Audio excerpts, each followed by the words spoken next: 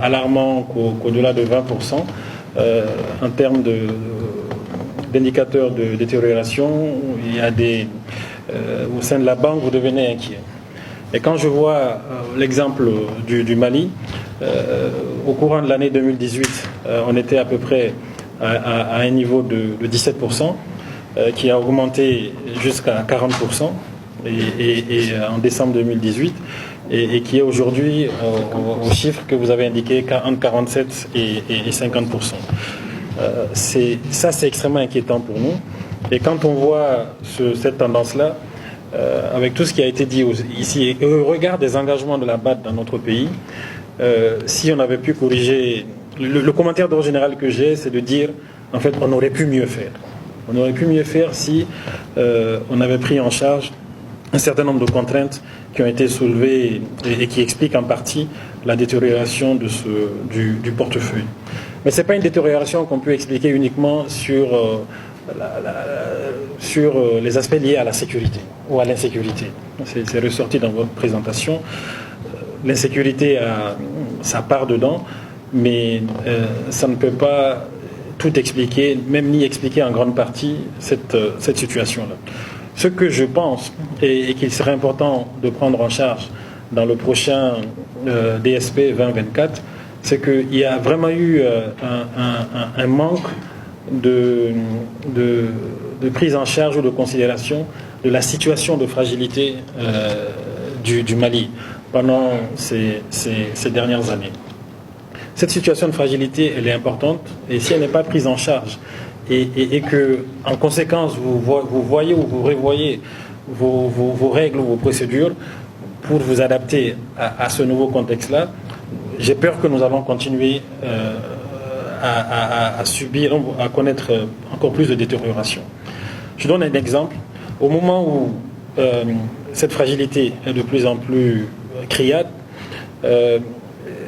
la BAD et quasiment même l'ensemble de nos partenaires techniques et financiers prennent des mesures ou de nouvelles règles ou des procédures qui sont encore plus contraignantes sur les pays. La BAD, avec la réforme qu'il y a eu, a quand même pris des mesures ou des règles qui sont extrêmement contraignantes et qui font que les projets tombent dans cette zone que vous qualifiez de zone rouge là.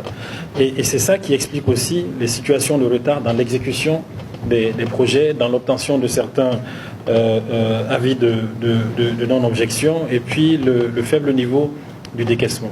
S'il faut, et ce que vous faites aujourd'hui, vous considérez par exemple certaines mesures de sauvegarde environnementale et sociale comme des conditions de décaissement ou des conditions de mise en vigueur.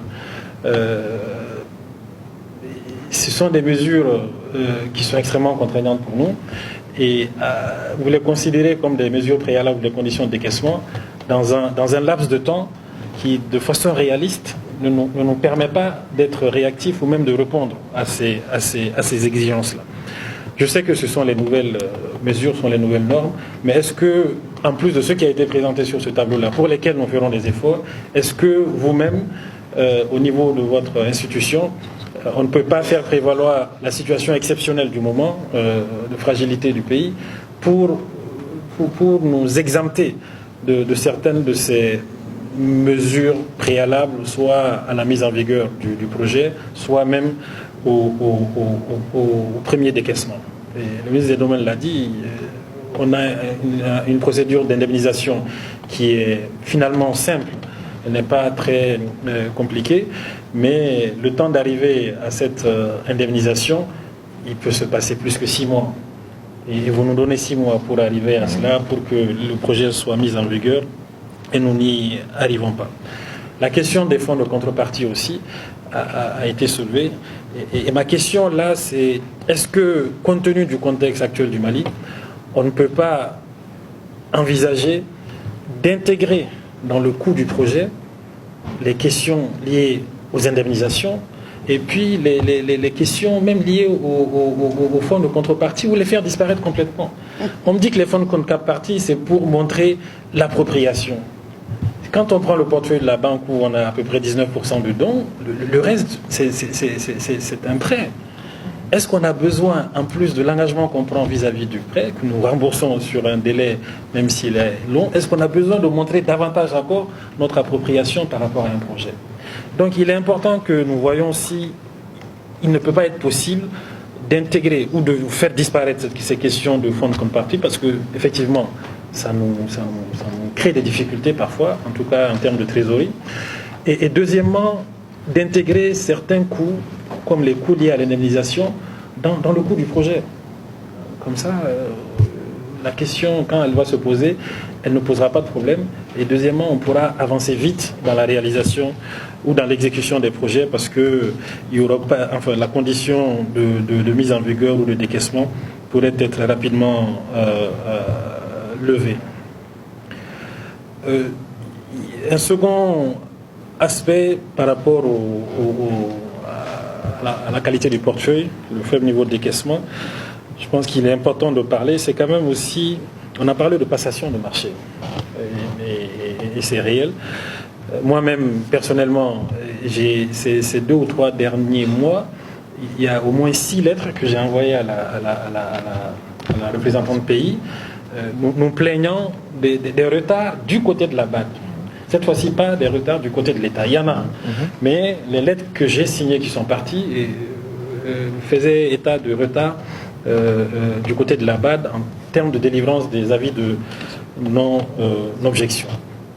Et je pense que le problème fondamental, c'est lié aussi peut-être à l'insuffisance du personnel présent ici au Mali, dans le bureau de la BAD. Vous avez ceux qui sont là, sont des gens de grande qualité, mais en quantité et au regard du portefeuille qu'on a, on parle de plus de 400 milliards de francs CFA en termes d'engagement. Au regard du portefeuille qu'il y a et de la complexité de la situation, il est important que ce personnel-là puisse être renforcé localement et dans les meilleurs délais. Si cela se faisait, je suis sûr que nous allons améliorer le cycle d'exécution du projet et puis le niveau de décaissement. Vous avez proposé, je pense qu'il faut qu'on en parle depuis un moment, il faut qu'on y arrive maintenant, très sérieusement, les contrats de performance avec les coordinateurs des unités de gestion des projets, au-delà même des coordinateurs, même tout autre staff qui compose ces unités de gestion des projets. Parfois, on a effectivement le droit de s'interroger sur les compétences ou les capacités de certaines équipes de projet à exécuter correctement le projet. Soit il n'y a pas, peut-être si les compétences sont là, mais la motivation n'est pas là. Et pour nous qui avons été, ou qui sommes encore au niveau du ministère de l'économie et des finances, qui voyons passer les différents contrats, je n'ai jamais vu de retard dans le décaissement des dépenses qui sont liées à l'achat de véhicules pour l'unité de gestion de projet ou bien des conditions de mise de l'amélioration de leurs conditions de travail. Il n'y a jamais de retard dans cela. Mais quand on arrive aux questions d'achat d'équipements ou de réalisation des travaux, les problèmes commencent. Donc quelque part, c'est pas les mêmes choses, évidemment, c'est pas la même complexité, mais il faut que les uns et les autres soient plus motivés à travailler sur la base de résultats. Donc je pense que je vais demander à mes équipes de se mettre en contact avec le bureau pays pour qu'on aille très rapidement vers ces contrats de performance dans les meilleurs délais. Ça, c'est ce que je souhaitais dire sur la partie DSP 15-19 et puis peut-être les leçons qu'on a tirées de cela et voir comment vous-même, de votre côté, vous pouvez moins durcir l'application de certaines mesures, notamment en matière de sauvegarde environnementale et sociale, qui maintenant sont érigées comme condition de mise en vigueur des accords de financement ou même condition de décaissement. Ça nous pénalise beaucoup. En allant de l'avant, sur le document stratégie pays 2024, je pense que l'essentiel est là. Il est bien alignée avec notre CRED. Et en termes de piliers et puis surtout d'activités qui sont prévues pour être financées, je pense que en grande partie c'est en phase avec le CRED. Maintenant, il est important de prendre en charge certaines remarques qui ont été faites par la partie gouvernementale, la question du renforcement ou la question de l'emploi, la création de l'emploi. Et notamment dans les zones ou dans les régions où nous connaissons des difficultés aujourd'hui, que ce soit dans le centre ou bien dans les régions du Nord. Nous regrettons beaucoup le manque de financement dans les activités à haute intensité de main-d'œuvre. Il y a des projets d'infrastructure qui sont prévus, qui sont de grande envergure, mais dans certaines de nos zones ou de nos localités où il y a un déficit important en termes d'emploi, quelques activités à haute intensité de main-d'œuvre qui ne sont pas des gros financements pourraient être considérées et pourraient occuper les jeunes aussi. Donc la question de la création d'emplois est importante. Elle est d'autant plus importante que le CRED même est basé fondamentalement sur cela. Le ministre de la Cohésion sociale a parlé de la dividende démographique qu'il faut voir. Et il a fait une remarque que je pense est important aussi de considérer sur la question des infrastructures. Je ne sous-estime pas la nécessité d'avoir des infrastructures routières, on en a besoin, ou même énergétiques. C'est sur ça que votre document stratégie est basé. Mais il est important d'y associer des aménagements de type hydro-agricole, dont on a fortement besoin dans cette zone-là. Et d'ailleurs, la BAD a déjà une bonne expérience en la matière qu'il va falloir peut-être multiplier avec le projet qui est à Ségou, qui est un vrai projet industriel et qui donne des résultats intéressants aujourd'hui.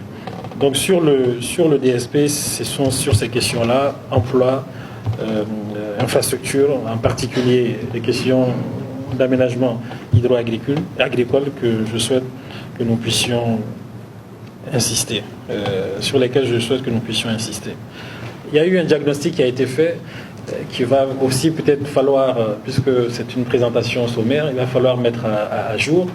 On nous dit que il y a un problème de mobilisation des ressources financières, c'est réel, mais la raison qui est donnée pour cela n'est pas nécessairement l'explication. On dit que nous subventionnons beaucoup certains produits qui sont importés, nous les exonérons. Il n'y a pas d'exonération de riz depuis 2016. En 2018, même 19, pardon, on a dû, face à la cherté de ce produit-là, on a dû revoir légèrement la base taxable à l'importation de ce produit. Mais on ne fait pas d'exonération et on ne le fait quasiment plus. Donc sur ces questions-là, la question de la mobilisation des recettes internes est réelle, mais il faut trouver les raisons ailleurs et surtout peut-être nous proposer des solutions. Le présentateur a parlé de digitalisation, ça nous intéresse beaucoup. S'il y a une expérience en la matière du côté de la BAD, nous serons preneurs. Il est ressorti aussi que le secteur privé est sous-financé. On dit que les banques ne financent pas beaucoup ce secteur.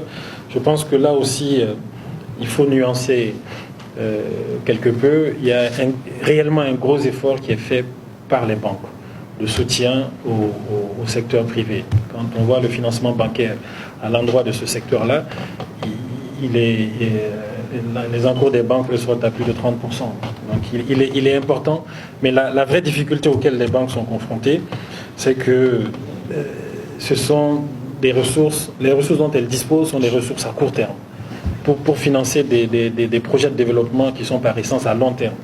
Et donc là, dans votre stratégie, nouvelle stratégie pays, ce que vous pouvez faire, c'est voir comment aider les banques à avoir des ressources qui soient plus longues pour qu'elles puissent reverser ça dans l'économie nationale. Vous venez d'appuyer il n'y a pas longtemps la BDM, une ligne de crédit. ça doit être multiplié.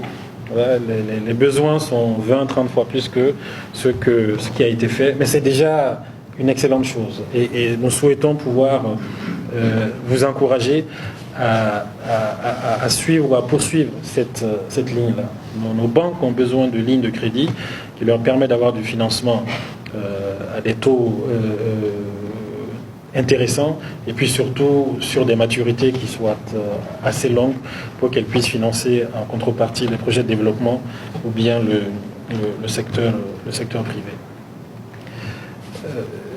Le dernier point, c'est sur la stratégie. Je pense qu'il est important que vraiment les questions de fragilité puissent être prises en compte effectivement maintenant. Au-delà de revoir éventuellement d'adapter vos instruments au contexte actuel, prendre en charge cette question, c'est faire du renforcement de l'État, vous en avez parlé, l'objectif principal. L'État a besoin d'être renforcé dans tous ses compartiments et de façon même géographique sur l'ensemble du territoire.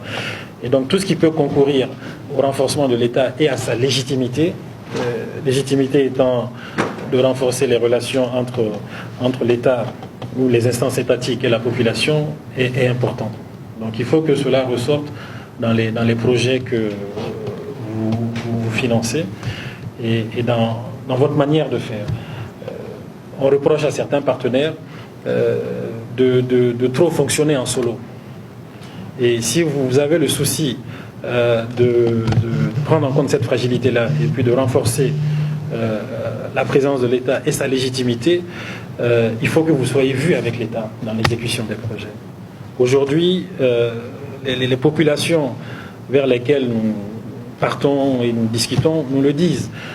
Malheureusement, le seul rapport qu'ils ont avec l'État, c'est un rapport de représailles. Et par contre, quand il s'agit d'actions humanitaires, quand il s'agit d'actions de développement, nous voyons les partenaires, nous voyons les ONG, nous voyons la société civile. Il est important que cela puisse changer. Là où vous intervenez, il faut que l'État soit à côté de vous et que, sans chercher à tirer la couverture sur soi, que ce soit même l'État qui soit mis au devant et pas nécessairement le bailleur.